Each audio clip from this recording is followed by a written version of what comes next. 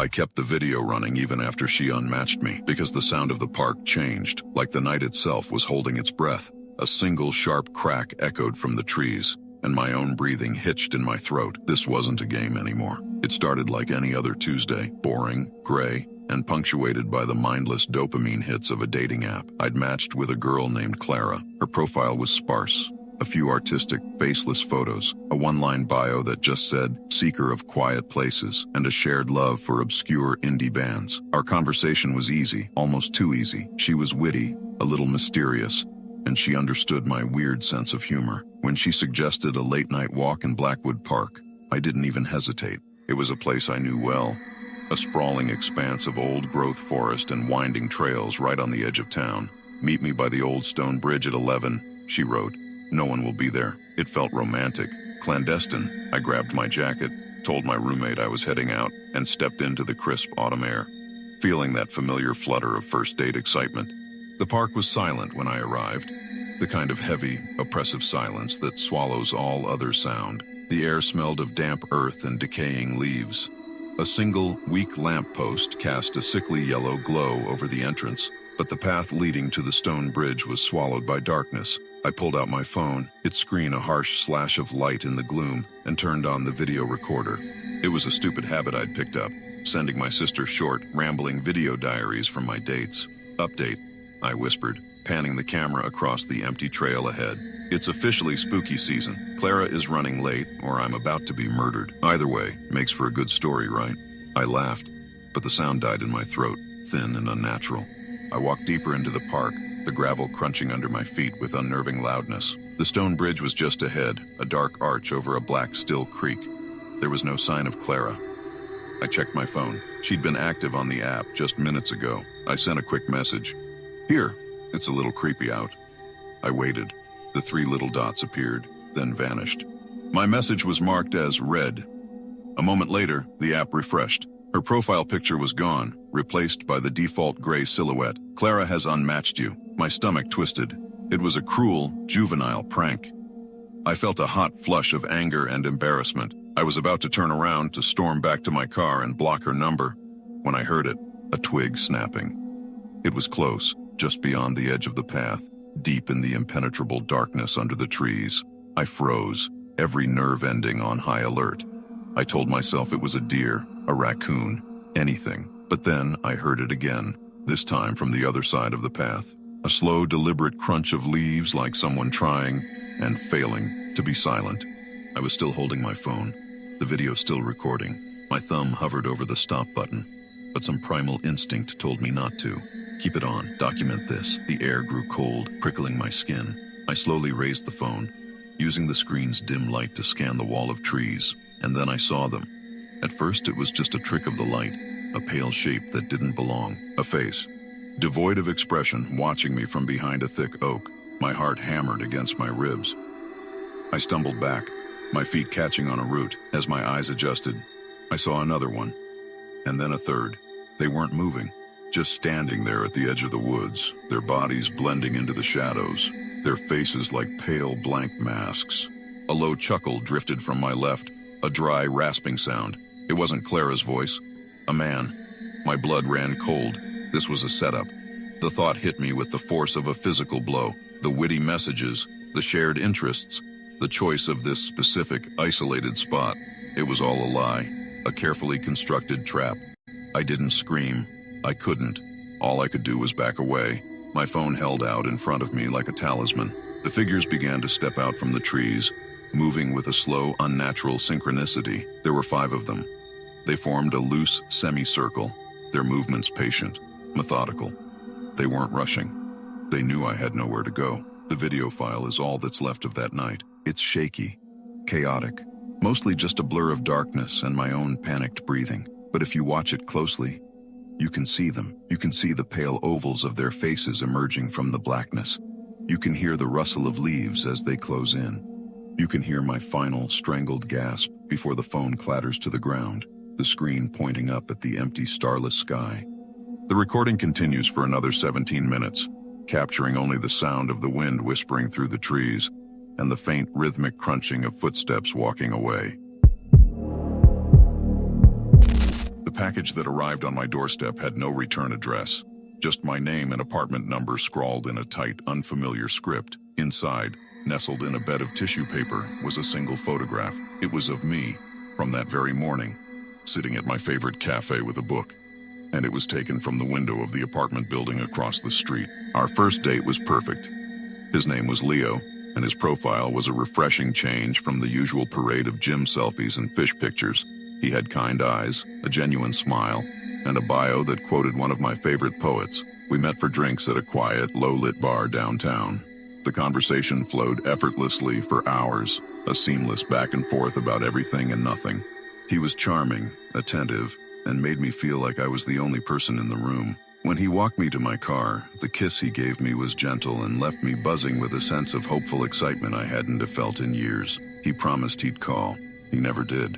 In the days that followed, I replayed our date over and over in my head, searching for a misstep, a wrong word, anything that might explain his silence. I sent a casual follow-up text, which went unanswered. A week later, when I finally worked up the nerve to check the app, I saw that he had unmatched me. The disappointment was sharp, but I chalked it up to the brutal, inexplicable nature of modern dating and forced myself to move on.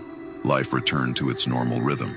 I focused on work, met up with friends, and fell back into my comfortable routine. The memory of the perfect date that went nowhere slowly faded, becoming just another anecdote to share with friends over brunch. It was almost a month later when the first package arrived.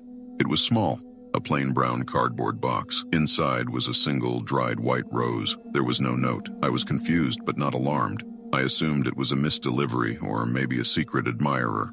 I left it on my kitchen counter and didn't think much more of it. A week later, another package came. This one was a flat mailer. Inside was a bookmark, the kind they give away at the local library I frequented. A cold knot of unease began to form in my stomach. It was too specific to be a coincidence. I threw it away, my mind refusing to make the leap, to connect the dots. But the packages kept coming once a week, each one containing a small, seemingly random object that was deeply personal to my life. A coaster from the bar where I'd had drinks with my sister, a ticket stub from a movie I'd seen alone, a sugar packet from the coffee shop where I did my work on weekends. The sense of being watched became a constant, suffocating weight. I started looking over my shoulder on the street, scanning the faces in every crowd. I felt a gnawing paranoia that someone was cataloging the mundane details of my existence. I changed my routines, avoiding my usual spots.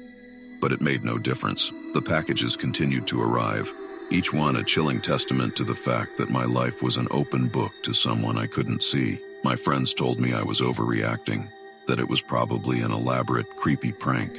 The police said that without a direct threat, there was nothing they could do. Then came the photograph. The image was grainy, clearly taken with a long focus lens. I was sitting by the window of The Daily Grind, my back to the street, a half-eaten croissant on the plate beside my laptop. I remembered that exact moment from that morning, the way the sun had felt warm on my back. The photo was a violation, a clear message. I can see you when you can't see me. My hands trembled as I looked out my own apartment window, across the street to the towering residential building opposite mine. Hundreds of windows stared back at me, hundreds of dark, anonymous squares. He was in one of them. That night, I sat in my darkened living room, staring at the building across the street, my heart pounding with a mixture of terror and fury. Who was he? Why was he doing this? The perfect first date, the sudden disappearance, the slow, methodical campaign of psychological terror. It all clicked into place. This wasn't a stranger. It was Leo, or at least the man who had called himself Leo. He hadn't just ghosted me. He had graduated me from a potential partner to a subject of his obsession. My phone buzzed on the coffee table, the screen lighting up the dark room. It was a text from an unknown number. I felt a wave of nausea as I read the message. You look beautiful when you're scared. Did you like my picture? I have so many more. I found her real Instagram page a week after it happened, and my blood went cold. Her last post was a photo of her and her boyfriend in Paris, dated 3 months before I ever matched with her. The woman in the pictures was real, but the person I'd been talking to was a ghost, a complete fabrication who had somehow gotten my home address. It started with a match. Her name was Maya. Her photos were stunning. Candid shots in art galleries, laughing with friends at a rooftop bar, reading a book in a sun-drenched cafe. She was exactly my type. Creative, intelligent, and with a smile that made my chest ache. We talked for 2 weeks, and the connection felt electric. We stayed up late texting, sharing stories about our childhoods, our dreams, our failures. She told me she was a graphic designer who worked from home, which explained her flexible schedule. I told her about my job at the downtown architecture firm, even mentioning the specific building I worked in. It felt safe, normal. When I finally asked her out, she suggested we meet at the Grove, a trendy outdoor mall halfway between us. "Let's meet in the north parking garage, top floor," she wrote. "It's always empty at night, easier to find each other." It sounded a little odd, but I was too swept up in the excitement to question it. That Friday night I drove to the garage, the city lights twinkling below as I spiraled up the concrete ramps. The top floor was just as she'd described, a vast empty expanse under the sickly orange glow of the sodium lamps. I parked my car and sent her a text. "I'm here, silver Honda Civic." Her reply was instant. "See you in a sec." I waited. 5 minutes turned into 10, then 20. A knot of disappointment began to form in my stomach. I was about to text her again when a sudden, jarring honk echoed across the garage. I looked up to see a dark, beat-up sedan parked at the far end of the lot, its headlights off. I couldn't see anyone inside. I dismissed it as someone waiting for a friend and went back to my phone. A minute later, another honk, this time longer, more insistent. A prickle of unease ran down my spine. I looked over at the sedan again. It hadn't moved, but I felt, with a certainty I couldn't explain, that I was being watched. I decided to leave. As I put my car in reverse, the sedan's engine rumbled to life. It pulled out of its space and began to drive slowly toward me. My heart started pounding. This wasn't Maya. I threw my car into drive and sped toward the exit ramp, my tires squealing in protest. In my rearview mirror, the sedan followed, its headlights now blazing, pinning me in their glare. It stayed right on my tail as I flew down the spiral ramp, the echo of its engine a predatory growl in the enclosed space. Out on the street, I floored it, weaving through traffic, but the sedan stuck to me like a shadow. It never got too close, just maintained a constant, menacing distance. Every turn I made, it followed. My mind was racing. Was this some kind of sick prank? Was it Maya?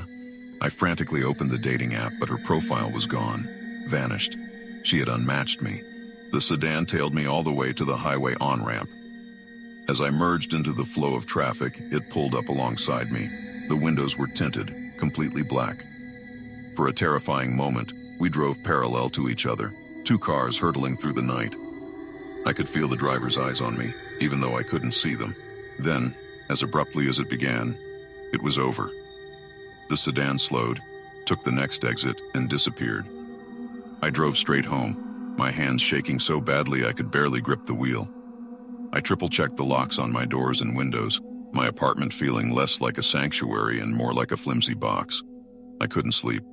The next morning, I did what I should have done weeks ago.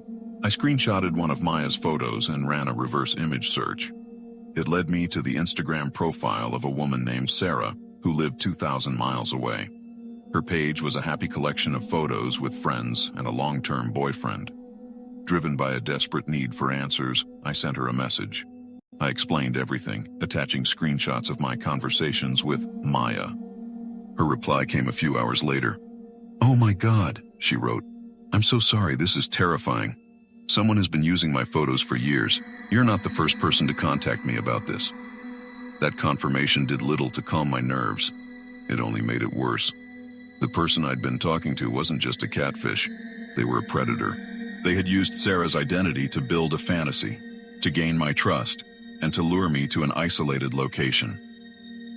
But the most chilling part, the detail that still keeps me awake at night, was something I'd overlooked in my panic. In our conversations, I had mentioned the name of my apartment complex, the Meridian. The night of the incident, after the sedan had vanished and I was back in the supposed safety of my home, my phone buzzed with one last message. It was from an unknown number. It contained only 2 words. "See you, neighbor."